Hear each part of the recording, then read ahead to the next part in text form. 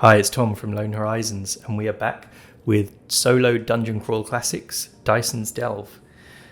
So, where we left things last time, Waltin, the noble and warrior, had just been slain by Chainmail Chad, the zombie, who was then shot in the eye, the empty eye socket, by Groban the wizard, and killed.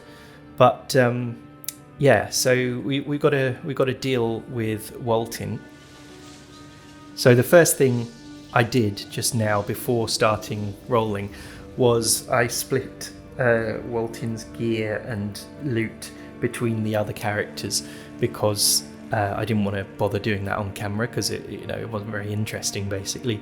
So we've taken all his stuff off him, including his gold ring worth 10 gold pieces. Hiva the thief took that. She made sure of that. And yeah, they're gonna take all that stuff back out of the dungeon, and no one wants his armor because it's hide armor. Hiva could wear it, but it would give her a -3 penalty to whenever she uses her thief abilities, which is crazy for like really light armor. So she'll stick with her padded armor. The other thing that happened was we rolled a random encounter, Wandering Monsters, and on here it says wandering monsters in areas 8 to 11 will always be 1d6 skeletons. So we got that to look forward to in a second. And the other thing was, during the fight, Myrtle the turtle was accidentally teleported out of this world and into another one. And then when he came back, he was looking very wet, bedraggled and annoyed. I suppose that means his lantern's gone out as well, because he had the lantern strapped to his back. So Groban says to him, Myrtle, what happened? Where did you go? And he says, I got teleported to the elemental plane of water, didn't I? I didn't enjoy it one bit. I mean, luckily I could breathe there because I am a turtle and that, but it was horrible. It was just water everywhere, water elementals splashing about, little watery sprites flittering about everywhere. It was awful. They didn't want me to be there. They chased me around. I was swimming for my life, and then suddenly I was back here again, wasn't I? So Groban is like, I'm really sorry. Look, it won't happen again. It was just a slight, minor magical mishap. These things happen, you know. I can guarantee you it will never happen again. And Myrtle the turtle is not satisfied with that answer, but he kind of grumbles and is like, oh, all right then, whatever you say, mate. Whatever you say, mate. I'm not. I don't trust you as far as I can throw you. But we're stuck together. We're bound together because I am your familiar. So I'll just have to put up with it, I suppose. So yeah, and while they're having this discussion, Hiva says, wait, like shut up. And she hears what sounds like bony feet, several bony feet clattering down the corridor. Which way are they going to come from? Are they going to come from area 7, area 4, or area 9? So that's like 1 in 3. We could say 1, 2, 3. Oh no, we've got a D3. I was going to roll a D4. So yeah, 1, 2, or 3, because this will tell us how far the distance will be between us seeing them and them arriving. Okay, so let's see. 3. So they're coming from the tomb, actually, that the zombie Chainmail Chad came from. Oh, we could also loot Chainmail Chad's chainmail, couldn't we? We looted the dagger +1 that was sticking out of his chest, but he also had chainmail. But we can't do it now because of this encounter, but Orsiet could wear chainmail. She's wearing scale mail, and I can't remember if that's better or worse. Let's just quickly check that. I think it's page 68 is the equipment list. Ooh. Okay, it's on the next page. So scale mail isn't as good as chainmail. We should have looted it before the skeletons turned up. But anyway, we'll do that after the fight.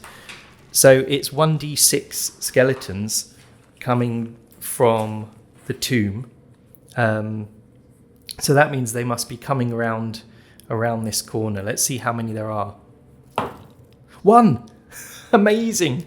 This is like the first bit of luck we've had since we managed to turn all those hobgoblins out in the plains outside the dungeon, and they all ran away.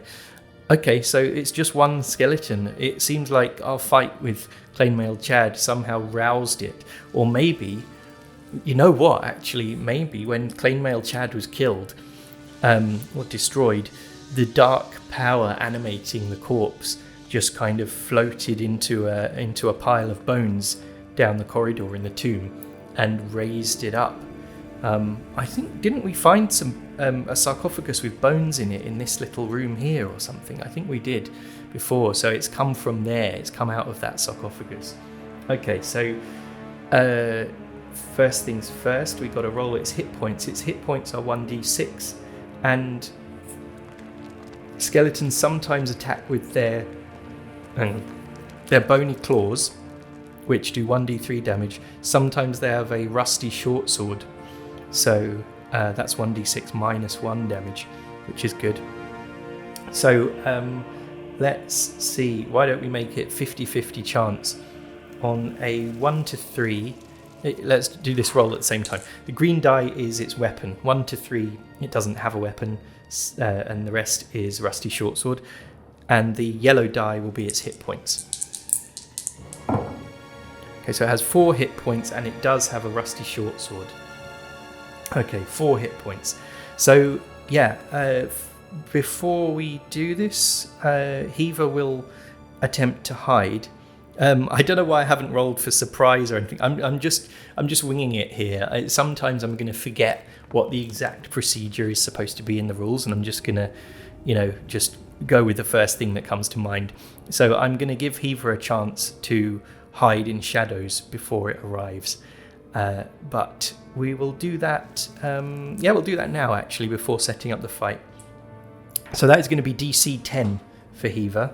Let me just check her skills.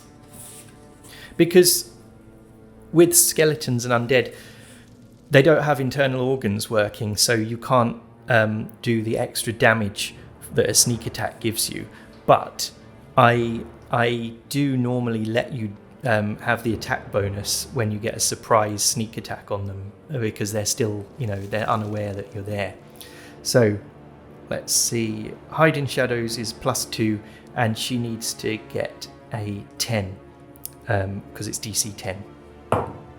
She's rolled a 4, so she gets a 6. She doesn't make the check. She doesn't get to hide. Okay, never mind. Won't bother burning any luck for that. So yeah, let's get the fight set up. Okay, so the heroes are starting 30 feet away from the skeleton, which is the width of this room, or the distance from the doorway of this room to the far wall. So he's come around here and they've seen him. I will roll for initiative, and I've got 4 dice for the players. I don't have a 5th one for the skeleton. I'm just going to do this on camera because there's not that many enemies this time. So putting the dice in the order that they landed in a row. This is what I normally do. And then I go down the list, assigning them their initiative number. Just use any old bit of paper. Okay, so Heaver, she has a +1 bonus to initiative, so that's 13. Then Groban, his is -1, so that's 16. Orsiet has nothing, so it's a 4. And then Myrtle the turtle, I just giving him no bonus, so he's on 6. And then the skeleton, 15, with no initiative bonus, so he is going to be 2nd. Okay, so it is first is Groban, Second is skeleton. Third is Heaver. Fourth is Myrtle. Not sure what he's going to do in this fight. And fifth is Orsiet. That's a shame because Orsiet can do turn undead and she's going to have to wait till last. Anyway, here we go. So also remember the skeleton takes only half damage from slashing and piercing weapons, unfortunately, because he's got no flesh on his bones.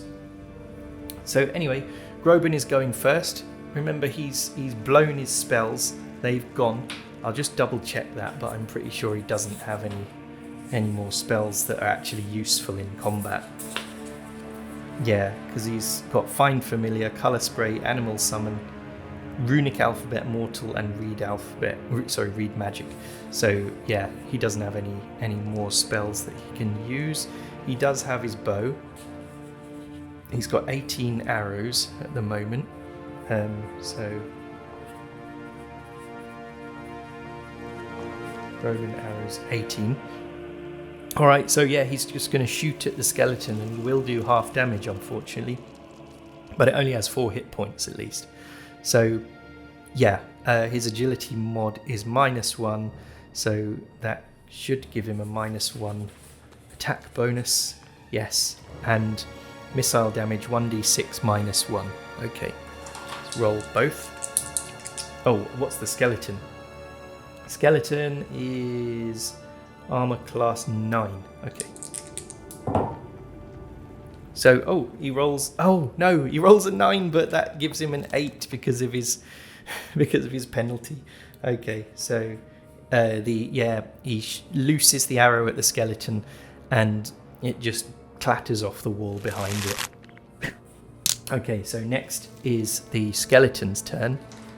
Just gonna use that as a marker to see who's doing what. So it needs to, I think it can cover the whole distance in one turn. Actually, it moves 30 feet. So who is it going to go for? It's going to get to Orsiet first because she's in the front of the marching order. So it's just going to go and attack Orsiet. Now it has its rusty short sword +0 attack bonus, and it does 1d6 -1 damage. Okay, so Orsiet's armor class is 14. 3. So the skeleton swings its short sword and she easily parries the blow with her warhammer. Next it's Heaver. She's back here, so she can use her bow. No, she doesn't have a bow, does she? She's got a really crappy blowgun, which I think is going to be replaced with a bow next time we go back to town. So her attack bonus is +1. So she's going to roll d20 +1. She does 1d3 damage +1 with the blowgun. Okay, let's see. So she gets an 11, and that is a hit. She has rolled 1 damage on here, and she gets +1. That's 2 damage, so it's reduced to 1 damage because of the skeleton's bones. She shoots a dart out of the blowgun, and I suppose the dart kind of chips a bit of bone off the skeleton's skull. I guess that's what happened. That's how it damaged the skeleton. So now Myrtle the turtle. How many hit points does he have? He's got 6 hit points. He could just wade into combat with the skeleton, couldn't he? Why doesn't he just go for it? The skeleton definitely can't kill him in 1 hit because it does 1d6 -1 damage. So why don't we get Myrtle involved in the fight? Okay, so he lumbers over to the skeleton very slowly. And I guess his bite attack is going to be a kind of slashing attack. So he will do half damage, and he only does 1d3 damage. He has attack bonus of +1. Okay, so yeah, he's wants to get over a 9 or over. Oh no, he's fumbled. Okay, right. Well, I guess Myrtle Myrtle must have a fumble table. I'm going to just give him a roll on the fumble table used by level 0 characters. Okay, fumbles. So I am going to just do a straight 1d4 roll for Myrtle. 1. You miss wildly, but miraculously cause no other damage. That's great. All right. Oh, that's funny. There's one entry that says, like a turtle on its back, you slip and land upside down, flailing about and unable to right yourself. You must fight from a prone position for the next round before you can recover your balance and rise. That would be funny if he rolled that. Okay, but that's lucky. He basically didn't fumble, he just missed in the end. Okay, now Orsiette gets her turn. So obviously she is going to try to turn the skeleton. Okay, so Orsiette needs to do a spell check on the turn unholy result by hit dice table. So the skeleton only has 1 hit die, which is great. So let's do her spell check. I think she rolls 1d20 plus 1 for a spell check. Let's see. Where was that? Spell check 1d20 plus 1. Yes, okay. Her disapproval range is still low, I think. I don't think it's been affected by anything. Okay. So, yeah, 1d20 plus 1. Let's see what happens. Oh, she got 5. I think that's really bad. I think that's nothing. Okay, 1 to 11. Nothing. Oh, no, wait. 1 to 11? NE, no effect, right? Yeah, no effect. Okay, that's a shame. She has to get at least a 12 to turn 1 hit die creature. Okay, right. Let's put that ruler in there as a bookmark. Okay, that is disappointing. Now we are back to Groban, though. The skeleton doesn't get its turn yet. Hello, it's me. Unfortunately, while I was shooting this episode, I deleted a whole chunk of the voiceover without saving it. That means I've had to switch over to the camera microphone for the next section of the video, which has pretty bad audio quality, but it doesn't last forever. Groban has an attack bonus of -1, and he does 1d6 -1 damage.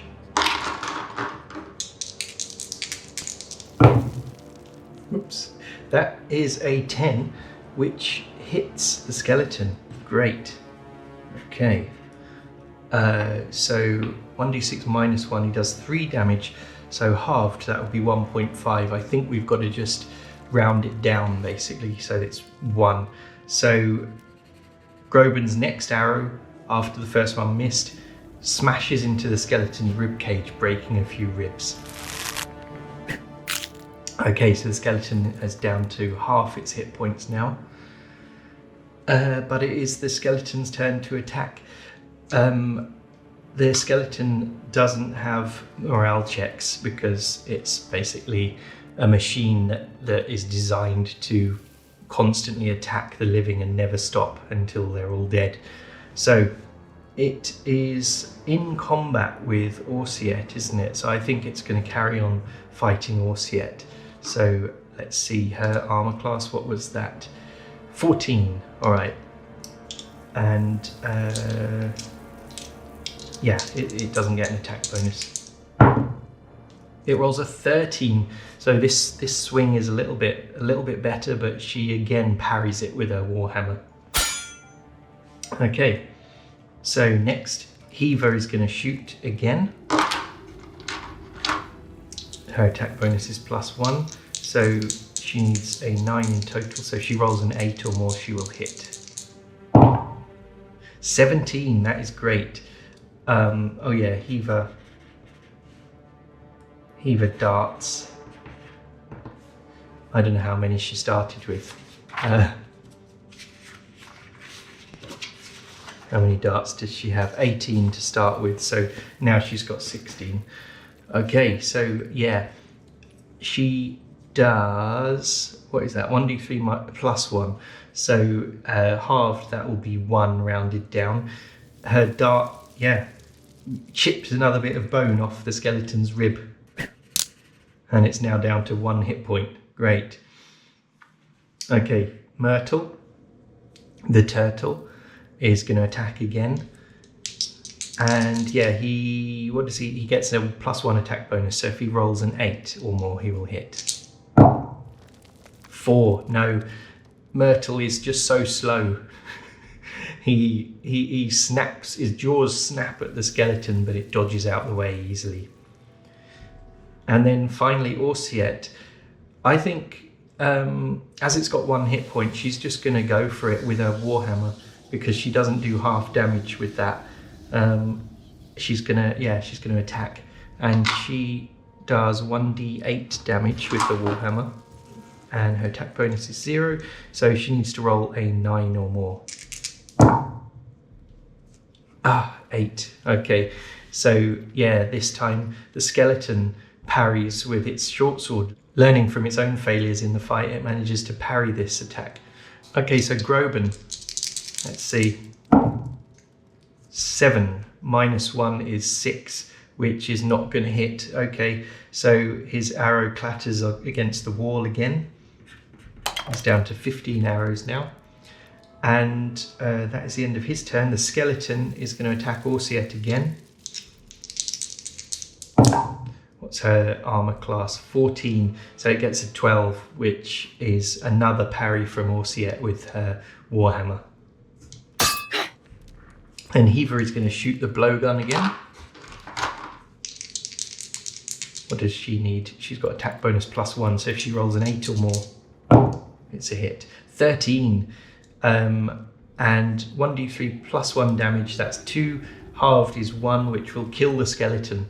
So the dart from the blowgun pierces the skeleton's skull, and through some freak of physics shatters its skull, completely destroying the skull, and the dark magic that was animating it fades away into nothingness, and all the bones fall into a big pile on the floor.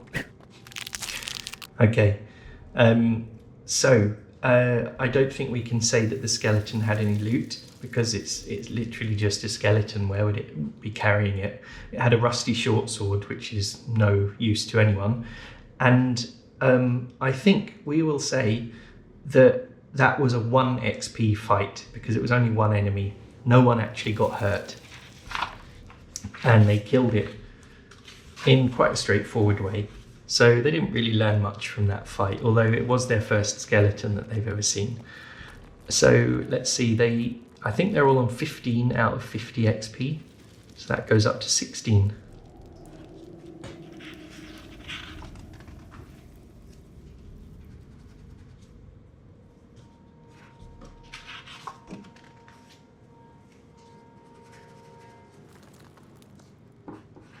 Because remember, in Dungeon Crawl Classics, it's not like D&D. In this, everyone gets the same amount of XP for a fight. It's not shared out between everyone.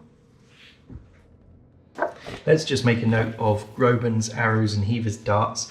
So Groban now has 15 arrows. Where are they? There. There is that rule about checking to see if your arrows and missiles are broken after using them, and there's a 50% chance that you can reuse them. But since we're going to leave the dungeon in a minute anyway to go and do some stuff in the village, I'm not going to bother checking for all these darts and arrows to see if they're reusable, because we'll just buy more when we're out. Okay, so now, yeah, we've cleared out that little area of tombs down there, and we've now got this part left. Oh, there's a door there in room 10 that goes into one of the rooms there. Let me see, what was room 10? Room 10 was the tomb with Chainmail Chad in it. Oh, and we do need to loot Chainmail Chad's chainmail armor. This is a tongue twister. But to do that, I think there is actually a rule about looting armor from humanoids and whether it's still usable or if it's too banged up and broken. So let me just check that. I think it was in the combat rules.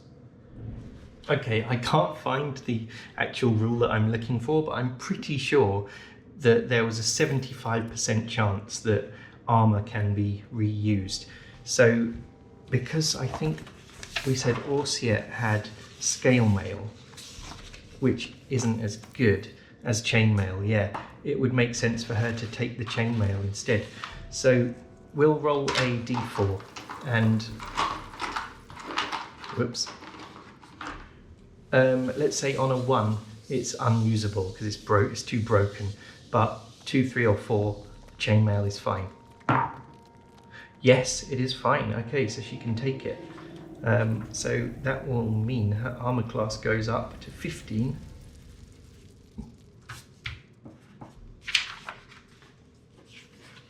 And we will write that on here. Armor. Can she... she could pack her scale mail in her backpack because she's still got a lot of room in there. Takes up 2 slots. So now she's got 5 out of 16 packed items.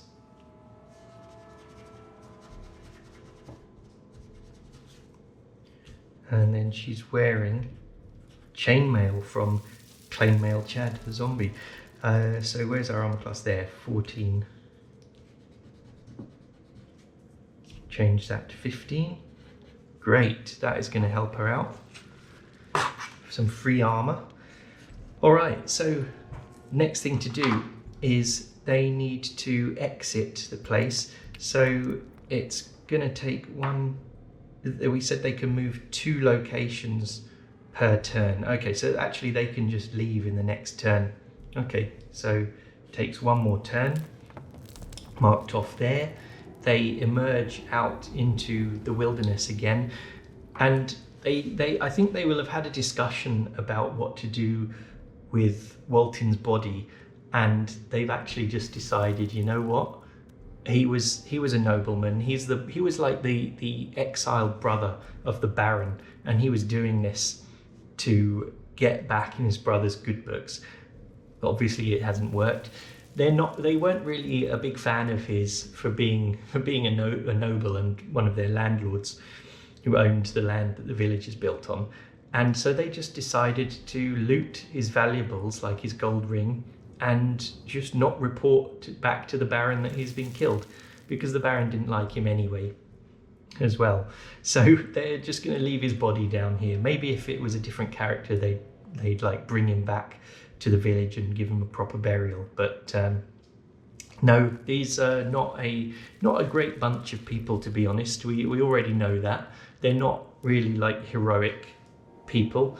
They were peasants, and they were just trying to do the best for their village and get rich at the same time. So yeah, they're back out in the wilderness. They're going to have to make their way back to the village, and to do that we will roll for Wandering Monsters again. Nothing. Okay, great. Okay, so what else can we do this episode? I wanted to level up one of the 2 characters that are left back in the village, but I think I'm going to do that next time. Partly because I've had an idea that I wanted to run by you all, but firstly, let's just check what we need to do in the village in terms of healing and stuff. No one is actually wounded, but we do have Heva has burned 5 out of her 10 luck points, and Groban has spellburned 2 out of his 8 stamina points. So those 2 need to regenerate those points, which is going to take 5 days in total. So then that puts us on campaign day 24.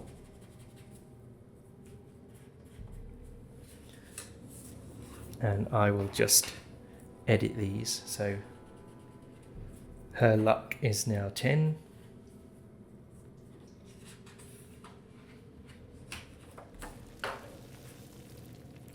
And Groban's stamina is now 8. And I think that means he doesn't have that penalty to it anymore, which is good. Yeah, So that's that. And yeah, before we finish the episode, what I wanted to talk about, I don't know why I'm getting the rule book out. I just so you've got a nice image to look at while I talk. I think what I wanted to run by you was this idea I've had about what to do with characters dying and being replaced during the campaign. Obviously, we're only just coming to the end of the first floor of Dyson's Delve, the first level, and there are 11 levels. So we're probably going to have a lot of people die over the coming months of the campaign and have to be replaced. Obviously, we did the funnel adventure system for these guys, and we ended up with the ones who survived, but we can't run our own funnel separately, individually for each new group of characters. Also, it just wouldn't make sense to do like another 16 of them and send them into some other dungeon or something like that. It also wouldn't make sense to me to bring level 0 characters with them. What they could do is have hirelings, henchmen who are level 0, and then if the henchmen can survive long enough to get 10 XP, then they'll become level 1. But I think if I did that, what would actually end up happening is all the level 0 people would be hanging out at the back of the marching order, not actually contributing to any of the fights because they're so squishy. And then, they just absorb the XP that the rest of the party earn, which doesn't seem very fair and doesn't seem very fun as well. So what I thought is that why don't we say the two guys, Ugmus and Cater, Ugmus the dwarf and Cater, I think was a farmer, who are back in the village. They've had people come up to them and say, hey, we've heard you're like combat veterans now. You know what you're doing out there in the world. And we've got all these other problems that need fixing. Can you help us out? Peasants coming from far and wide and from all the other villages around the wilderness. And so Ugmus and Cater want to help them, but they can't do much on their own. So I think they would say to our guys when they get back to the village, look, we could try and recruit other peasants from other villages in the surrounding area and lead them into the dungeon or send them off into dungeons. They wouldn't call them dungeons, would they? That's more like a gaming technical term. But they could go into these monster lairs in the countryside by themselves in little groups and just like we did, prove themselves, and then if they can survive, join us in the hilltop ruins on our quest. But first they've got to prove that they can handle themselves in a fight. And the way we would do this in terms of our campaign is we obviously wouldn't role play out all of these little quests into dungeons. I think what I would do is next episode spend some time doing some hex mapping of the surrounding area and generate some lairs and caves, old fortresses, dungeons of different types. Just generate kind of how tough they are and what's in them, and maybe the loot that's in them, and then generate some level 0 characters, send them in off camera, and what we'll do is depending on each character's highest stat, let's say Hiva was one of these level 0 characters, her highest stat is agility. We would make her do a roll, an agility roll, with a difficulty class of like 10 or something, like a standard difficulty, or maybe even easier, 8 or something. And if she succeeds in that, that means she's used her thing that she's best at, her natural attributes, to survive a dungeon crawl, and that allows her to then level up to be a level 1 thief. And same if it was Groban, it would be intelligence and he would be a wizard. I think that would be quite a fun little thing to do, and it could be like these interludes in between other episodes that we'd go into where we find out who's survived, who's been sent into dungeons, who's survived, and how much loot they've come out with. And then we could even, generate the loot as well and have them give 10% of it to the group and turn it into a little adventurers guild. I think that would be quite fun. I love doing stuff like that. I've loved that kind of thing ever since playing Assassin's Creed Brotherhood on like the PlayStation 3 or something, where you became the leader of the Assassins Guild and you got to send NPC assassins out on missions and they got paid and stuff like that. I think it was really fun. There's been other stuff like that in other computer games I've played recently, which just, adds to the world and makes it feel like there's other kind of quests going on, not just what you're doing. And then that would, as I said, it would provide us with a supply of level 1 characters who could join us.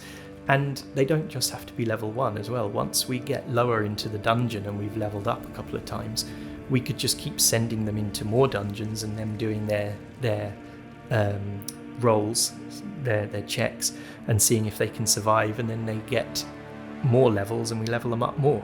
And so then they'd be ready to join us in the harder, lower levels of Dyson's Delve. So anyway, let me know what you think of that idea when you've finished watching this. And I think that's what the next episode will be. We'll do a bit of hex mapping, and to do it, just as a little teaser, I'll let you know this right at the end of this episode. I'm going to use the hex crawling rules from Scarlet Heroes by Kevin Crawford, which is a really, really good RPG that I want to do a couple of videos on of some kind. That is a really gruesome monster image there. Look at that. You don't see many illustrations that disgusting in RPG books. And that one, actually. What is that? That is a tide spawn worm walker. Anyway, I'm getting distracted. This has loads of really, really good tables and things at the end for solo gaming and for GMs to use to do world building and stuff like that. Because Kevin Crawford made Worlds Without Number and Stars Without Number, and those two books have really, really good world building tools in them as well. So I recommend this, especially for solo gaming. But that will be next episode. We'll do that. We'll level up one of the two characters back in the village, and the other one, they can come with us, and the other one can stay behind and recruit our new level 0 characters. So anyway, hope you liked the video. Give us a like as usual, and I will see you next time.